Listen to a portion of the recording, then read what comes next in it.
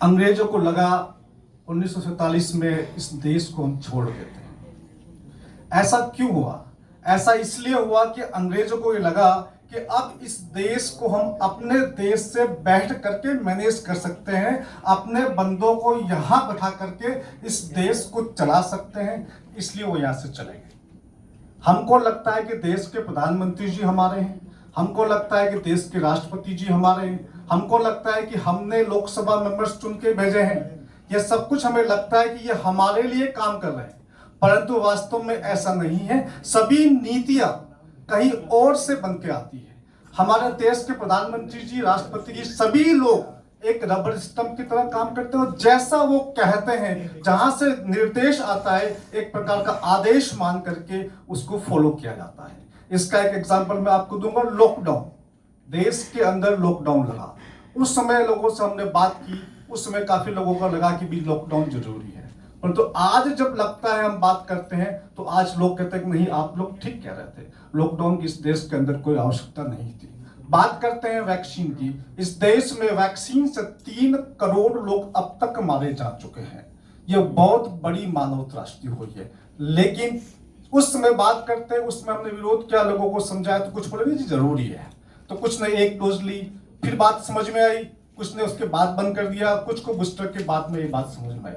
तो सभी तरह की योजना जो हमारे देश के अंदर चल रही है, ये कुछ विकसित ताकतें हैं, वो ताकतें हमारे देश को बाहर से नियंत्रित करती है। इस बात को हमें समझने की आवश्यकता होगी। अभी बात हुई क्लाइमेट चेंज की, यहाँ पर एक शख्स ने क्लाइमेट चेंज के बारे में बात करा, जीएमओ के बारे में बताया। जो सीड्स की बात चल रही है, हमारे सभी सीड्स जो है धीरे धीरे करके जो नेचुरल सीड्स है वो समाप्त किए जा रहे हैं। उसकी जगह आर्टिफिशियल सीड्स, जीएमओ होता है, genetically modified seeds. Genetically modified seeds आपको दिए जा रहे हैं, उनका एक बार ही उत्पादन होता है, अगली बार फिर आपको उस व्यक्ति से, उस व्यापारी से, उस दुकानदार से, उस कॉर्पोरेट से या जो वैश्विक ताकतें हैं वहां से आपको दोबारा फिर परचेज करना ही पड़ेगा। हाँ, इसमें आपको लगता है कि हमारे देश के कुछ कॉर्पोरेट घराने शामिल है, परंतु उस तंत्र के अंतर्गत ही काम कर रहे हैं। अगर उस तंत्र के अंतर्गत वो काम करना बंद कर देंगे तो उनका भी कॉर्पोरेट हाउस काम करना बंद कर देगा। तो मुख्य रूप से जो हमारी लड़ाई है, हमें लगता है कि हमारे देश के अंदर विभिन्न लोगों के बीच में एक लड़ाई को छेड़ा जा रहा है तरह तरह से। कॉर्पोरेट वर्सेस गरीब की एक लड़ाई है, हमें नहीं पता कि असली बंदा कौन है। यहाँ पर तरह तरह की जातिगत समस्याओं को पैदा करके लड़ाया जाता है, धार्मिक समस्याओं को पैदा करके लड़ाया जाता है, परंतु वास्तविक रूप से जो व्यक्ति है और बैठे हुए ताकत वो कोई और है। वो हमको अलग अलग संप्रदाय में बांट के, अलग अलग जाति में बांट करके वो ही इस प्रकार के कानून व्यवस्था लागू करता है, जहां पर हम जाकर के आपस में एक दूसरे से लड़ते हैं, अपनी समस्याओं के लिए एक दूसरे को दोषी ठहराते हैं। हम कहेंगे जी कॉर्पोरेट दोषी है, कॉर्पोरेट कहेगा जी किसान दोषी है, जी किसान कहेगा जी ये जाति वाला दोषी है, वो कहेगा जी वो जाति वाला दोषी है। इस तथ्य को हमें समझने की आवश्यकता है। ये देश अंग्रेजों का गुलाम था और आज भी गुलाम है, और जो जिसने गुलाम बना के रखा हुआ है वो कभी नहीं चाहेगा कि आप यहां से आजाद हो जाए।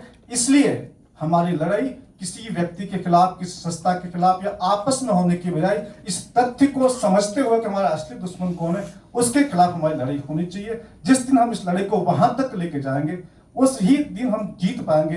अन्यथा ये जो गुलामी की जो परंपरा है, ये जो गुलामी का जो वंश चला आ रहा है, ये गुलामी हमेशा हमेशा के लिए बरकरार रहेगी। तो मैं आप लोगों से कहना चाहूंगा कि आपस में इस चीजों को समझने की, लड़ने की बजाय इस तथ्य को समझे कि वो कौन लोग हैं जो हमको इस प्रकार से आपस में लड़ाना चाहता है। वो बाहर बैठे हुए हैं, उस ताकत को समझना है, उस ताकत के खिलाफ हमको लड़ना है। जय हिंद।